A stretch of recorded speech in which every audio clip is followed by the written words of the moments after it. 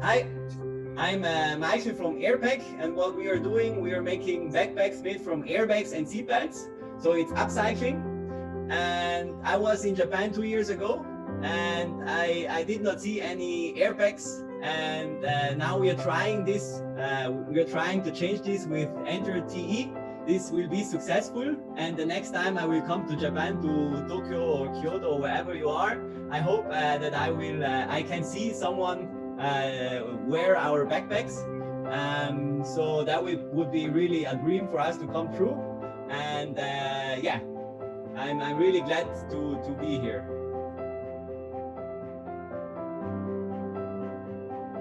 Actually, I didn't start it with the intention to have my own brand, but at the beginning it was only a student project. So everything started during our master program, the master program of Adrian and me in Rotterdam. It started as a student project. We developed the idea for one course, and we went to a scrapyard, not possible. And then we saw an airbag hanging out of the driving wheel of the car, and it already had the form, the shape of an airbag. So we cut, it already had the form and the shape of a backpack. So we cut out the airbag, and we cut out also the seat belts. And then the next day to our classmates, we presented the idea, our business idea. And then we developed and worked on this idea for a whole year. We registered our brand. We started a crowdfunding campaign.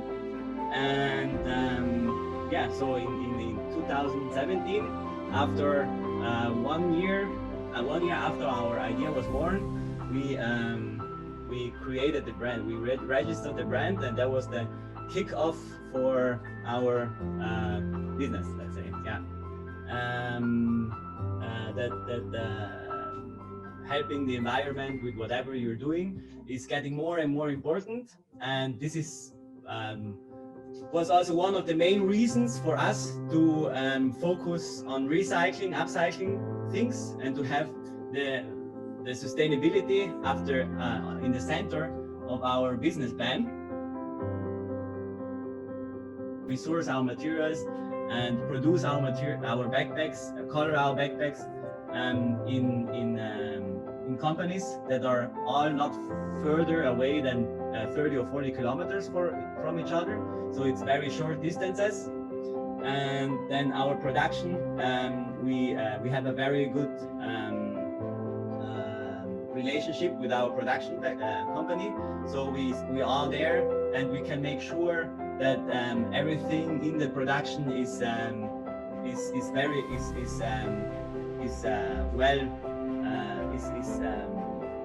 under the best conditions possible.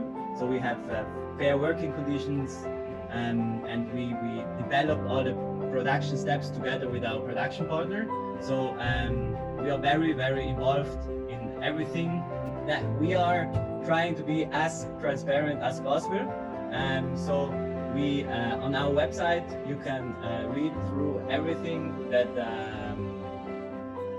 we can share. Like, you can read all information that we can share. So we have videos, we have pictures, we have blogs, like blog articles where we explain where we get our materials from. So we get part of our materials we get from the scrapyards in Germany, and part of our materials we get from the waste of the airbag manufacturers. So you can think of the production process of an airbag, and if one sewing stitching is a bit is not made correctly, you have to throw the airbag away, and we get this waste during the production.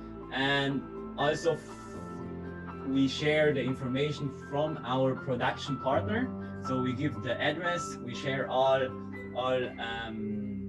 certificates that our production partner has. So for example, ISO 9000, SA 8000, to show that we are producing in a fair and sustainable way.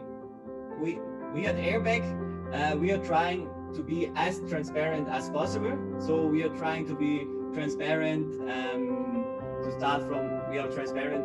We share the information where we get our materials from. We get the materials from the scrapyards in Germany and from a big airbag manufacturer in Romania. We share the information where we produce our backpacks, which is the cotton tex in Romania, in Timișoara. It's in the west of Romania. And also our coloring partner is in Romania, and the coloring technique that we are dyeing our Airpaq textiles is called cold coloring, which is coloring to color the textiles by hand. And this is a technique that is as sustainable as possible. You only use 0.1 liter of water for coloring one kilogram of Airpaq. So there is almost no waste of water for coloring. If you have a look at our backpack, from our backpack, 90% is upcycled from car waste, and the other 10% is not car waste, because you cannot use the car waste entirely to produce a backpack. So you have to buy the zipper. The zipper is, for example, not from a car, or the buckle, or the regulators and the magnets. So we shared this information as transparent as possible, and I think we are on a very good way to be, even at the moment it's 90% upcycling, but we're pushing those percentage up as high as possible in the future. We are only at the beginning, and there is a long way to go to be 100% sustainable, but I think we are already at a good point. And where we can, we share all information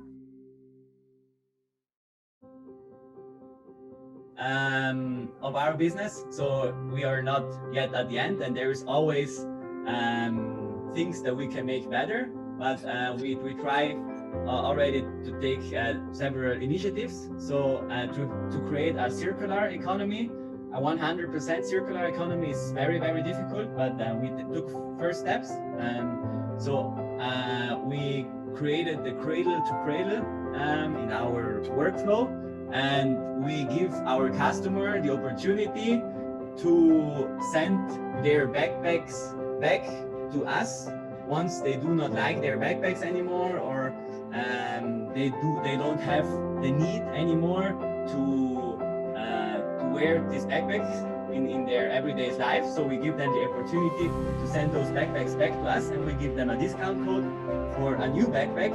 And we are using the materials of their old backpack to create our new backpacks. You know, for example, if they send us back one backpack, we take the buckle, the seatbelt buckle of this old backpack, and we create a new backpack with this one. So this is one initiative that we launched half a year ago.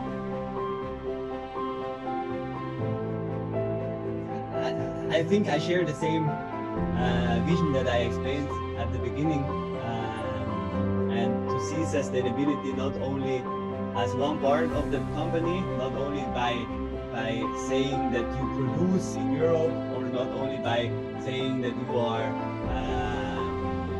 making backpacks out of recycled material, but to really have the concept of sustainability everywhere. And for me, it's important to not only care about sustainability in the company, but also to implement different aspects, or to change my private life also in a sustainable way. This already starts with the very simple things, by not using too many plastic bottles. Just drink from a glass water bottle. This goes further. When you buy your clothing, don't buy clothes, don't buy a t-shirt that is made from cheap materials, or don't buy clothes where you don't know where the clothes is coming from. So be very interested in what you're buying, and be very conscious of how you're living. I think, and not only is this important for business, but also in private life. And I think if this goes hand in hand, I could not be environmentally responsible only in business and not in private life. So this would not make sense. So you have to see it as a whole and take care about the environment and all the sustainable aspects. To not buy everything with the hands on their eyes, but they have to try to understand where products are coming from, how they're made. So there are companies who are explaining all those aspects very transparently on their hang tags on the products or on the website, and you can find everything on the internet. And there are companies who hide those informations, and I would advise to only buy from companies that share as much as possible, so you can buy everything with a better you can buy and be sure that your